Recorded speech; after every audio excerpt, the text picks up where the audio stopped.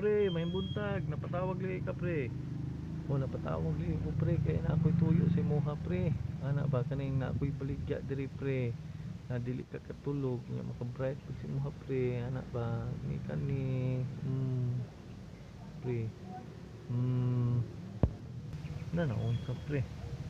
Wala naman, wala man taon ko ana pre. Usa pa pre, kana siya pre, ginadili na sa gobyerno. Kung madakpan ka ni ana na, imong kinabuhi maguba jud ang imong pamilya.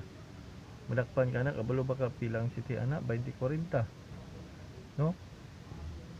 Nya masitian ka ana live.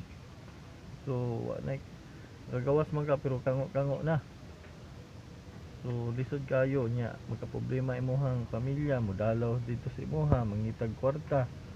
No, sila magka problema. Ikaw dito sa sulod, libre makakaon.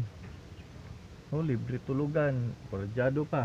So muna na una-una ang imuhang pamilya, mong kauglingon ayaw intawon dauta. Ug likay na inana, pre, kay wala dyan na maayo na kahinatnan sa imong kinabuhi, no? So muna pre, wala jud ko ni ana, no? Kay nasayad ko na ginadili na sa gobyerno. So muna na kung unsang ginadili mga illegal, so ay dili na to na buhaton to eh. So pagbag-o na pre, no? So ana tamas ko ana, wala na jud ko ni ana mga bisyo, wala na. So muna pre, natambag lang ni siya inamigo. Kay kana pre, lisod kay na. O 20-40 jud na. Masitian ka.